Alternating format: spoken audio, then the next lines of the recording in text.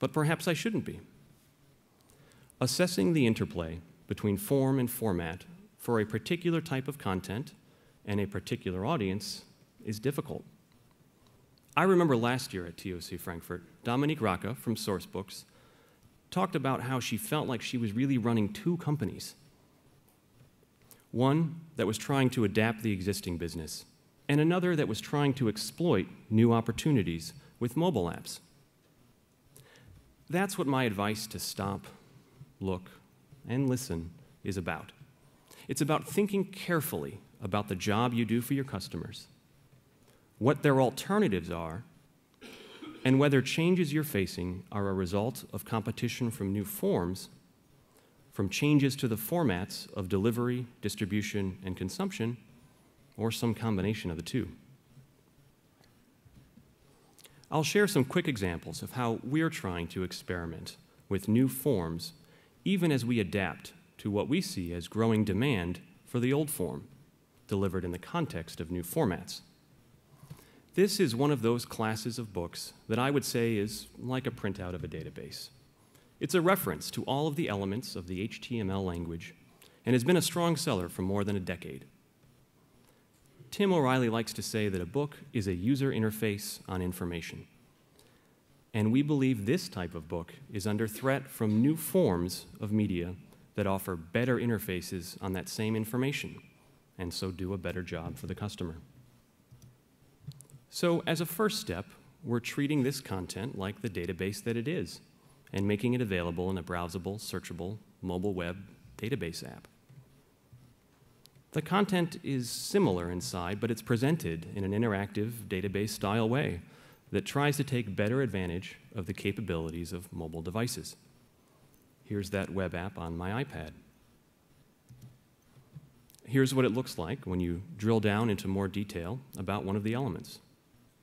And while we are excited about this experiment and have been very pleased with the early feedback, there's already people going much further in reimagining the right user interface on this kind of information.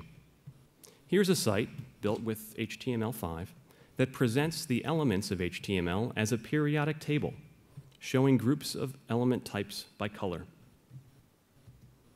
Clicking an element brings up a bit more detail.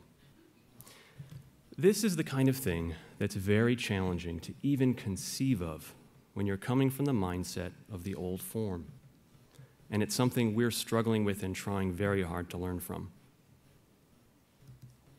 But at the same time, as you saw from the sales data I showed earlier, there's still strong demand for other types of books that we publish, though that demand is now being met through very different sales, distribution, discovery, delivery, and consumption methods.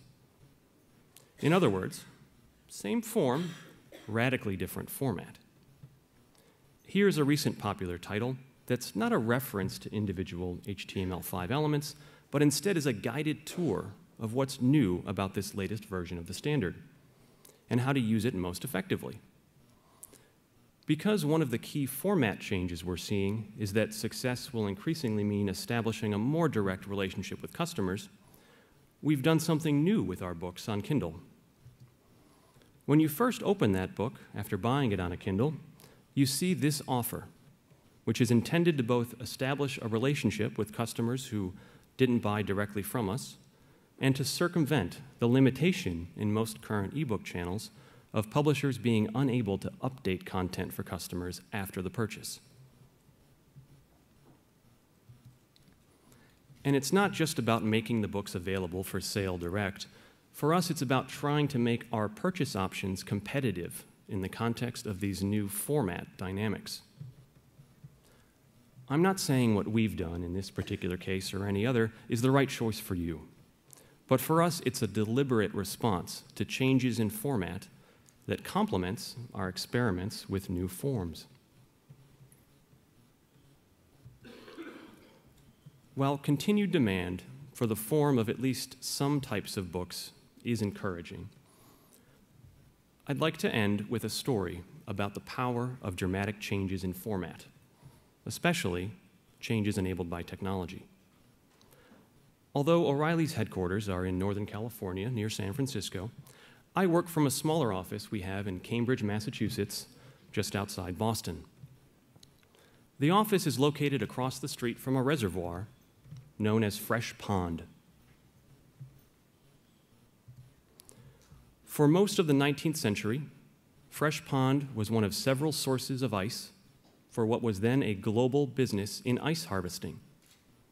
This man, Frederick Tudor, was known as the Ice King, and he made a fortune shipping ice from the ponds of New England to the Caribbean, later India, and all around the world.